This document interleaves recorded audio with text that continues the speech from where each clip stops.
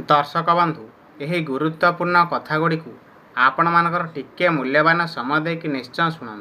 1 number, प्रत्येक शुक्रवार दिन किछि मीठा खाद्य खाइबा उचित। यह द्वारा दाम्पत्य जीवन सुखमय होइथाए।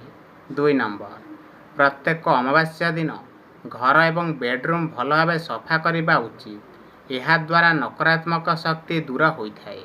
3 नंबर, रोषेई घरे गोटे माटी पात्र रे महू रखी ताकू व्यवहार करने उचित। यह द्वारा वैवाहिक जीवन में मधुरता सौम्यता आसी थाए। 4 नंबर, जदि घरे वास्तुदोष दूर होला पर भी स्वामी स्त्री मध्य झगड़ा होउथाए तेबे उभय सोमवार दुईमुखी रुद्राक्ष पिंधिबा द्वारा ताहा संपूर्ण भाव में दूर होइथाए। 5 नंबर, प्रत्येक दिन स्वामी स्त्री उभय ओम नमः शिवाय मंत्र जप करने द्वारा समस्त अभाव असुविधा दूर होई सुख शांति प्राप्त होइथाए। मन रखिबे। 6 नंबर, घरे केबे भी लुहा खटरे शोइबा उचित नुहे। यह द्वारा दाम्पत्य जीवन में विभिन्न प्रकार समस्या मध्य देखा देइथाए। 7 नंबर, घरर दक्षिण पश्चिम कोण रे बेडरूम करने उचित। यह द्वारा शुभ होइथाए एवं दाम्पत्य जीवन में शांति आसी थाए। 8 नंबर, शोइबा घर बेड पाखरे किछि धला फुलर फटो लगाइबा द्वारा वैवाहिक जीवन में सुख सौभाग्य आसी थाए। 9 नंबर, स्त्री लोकंकर मेकअप सामग्री केबे भी बेडरूम व्यतीत अन्य केउं घरे रखिबा उचित नुहे। यह अशुभ होइथाए। मन रखिबे। 10 नंबर, स्वामी स्त्री बेडरूम ठीक उपरे जदि पानी टांकी रही थाए तेबे सेमानंक मध्यरे थिबा संपर्क दिन को दिन खराब होइथाए। ध्यान रखिबे। 11 नंबर, बेडरूम ठीक उपरे जदि टॉयलेट रही थाए तेबे स्वामी स्त्री संपर्क खराब होई छाड़पत्र आड़ को मध्य कथा जाई थाए। 12 नंबर, सेथिपाई बेडरूम ठीक उपरे पानी टांकी किंबा टॉयलेट रखिबा उचित नुहे। जदि थाए बेडरूम बदलाई देबा उचित। 13 नंबर, केबे भी बेड घरर कबाट सामने रहबा अनुचित। यह द्वारा शरीर असुस्थ होइथाए एवं अशांति मध्य लागी रही थाए। 14 नंबर, शोइबा घरे लागिथिबा पंखारू किंबा झरकारु जेपरि अतिरिक्त शब्द बाहरिबा अनुचित। यह द्वारा मतभेद देखा देई थाए।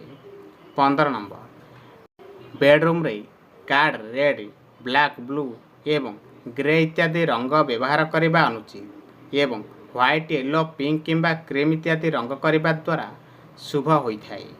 16 नंबर, बाहर लोकों को केबे भी स्वामी स्त्री बेडरूम को जीवाकू देबा अनुचित। यह द्वारा सेमानक भितरे संपर्क मध्य खराब होइथाए। 17 नंबर, बाहर लोकमानंकर नजर बेडरूम भीतर को पड़िबा उचित नुहे।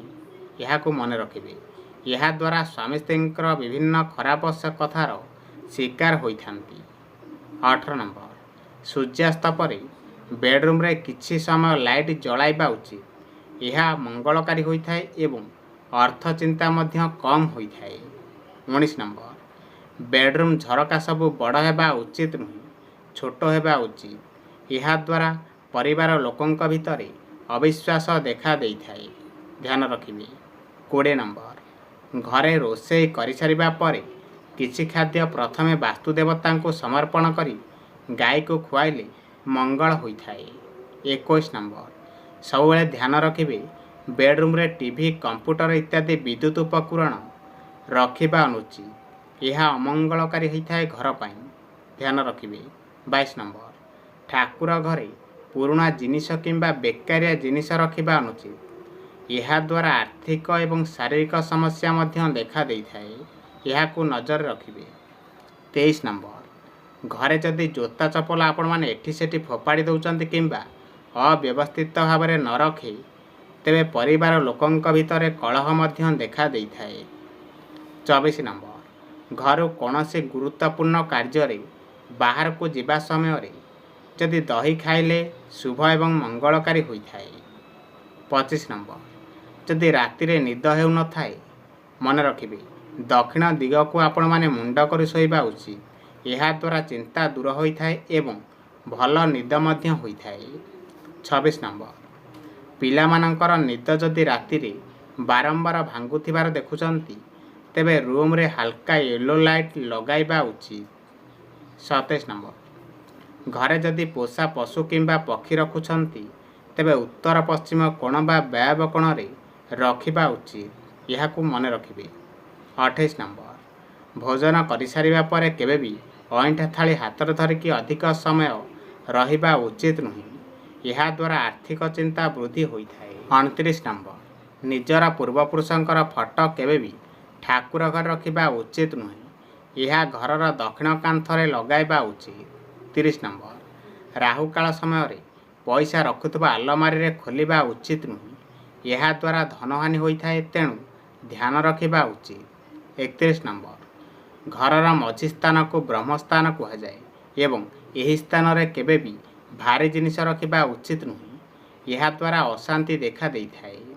32 ନମ୍ବର, ପଞ୍ଚରତ୍ନକୁ ଶୋଇବା ସମୟରେ ନିଜ ମୁଣ୍ଡ ଉପରେ ରଖିବା ଉଚିତ ଏବଂ ଉଠିବା ପରେ ପ୍ରଥମେ ଦେଖିବା ଦ୍ୱାରା ସ୍ୱାମୀ ସ୍ତ୍ରୀଙ୍କର ବିବାଦ ଦୂର ହୋଇଥାଏ।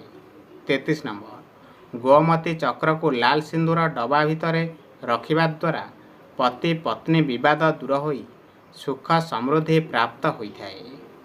34 ନମ୍ବର, ଯଦି ଘରର ଦୁଆର ମୁହଁରେ ଜୋତା ଚପଲ ଆପଣମାନେ ଓଲଟା ପଡ଼ିଥିବାର ଦେଖନ୍ତି ତେବେ ତୁରନ୍ତ ସିଧା କରିଦେବା ଉଚିତ, ଏହା ଅଶୁଭ ହୋଇଥାଏ ଏବଂ କଳି ଝଗଡ଼ା ଲାଗିବାର ସଂକେତ ଦେଇଥାଏ। 35 ନମ୍ବର, ଘରର ନୈରୁତ୍ୟ କୋଣ ସଫାସୁତୁରା ରଖିବା ଉଚିତ, ଯଦି ଦୂଷିତ ହୁଏ ତେବେ ଚରିତ୍ର ହନନ, ଶତ୍ରୁ ଭୟ ଏବଂ ଦୁର୍ଘଟଣା ଆଦି ସମସ୍ୟା ମଧ୍ୟ ଦେଖା ଦେଇଥାଏ। 36 ନମ୍ବର, ଘରର ଉତ୍ତର ଦିଗକୁ ପବିତ୍ର ରଖିବା ଉଚିତ, ଏହାଦ୍ୱାରା ଶରୀର ସୁସ୍ଥ ରହିଥାଏ, ଉତ୍ତମ ସ୍ୱାସ୍ଥ୍ୟ ଏବଂ ଆୟୁ ପ୍ରାପ୍ତ ହୋଇଥାଏ। 37 ନମ୍ବର, ଗୁରୁବାର ଦିନ ଘରର ଉତ୍ତର ଦିଗରେ ପଦ୍ମ ଫୁଲ ରଖିଲେ ଲକ୍ଷ୍ମୀଙ୍କର ଆଗମନ ହୋଇଥାଏ ଏବଂ ଧନ ବୃଦ୍ଧିରେ ସହାୟକ ହୋଇଥାଏ।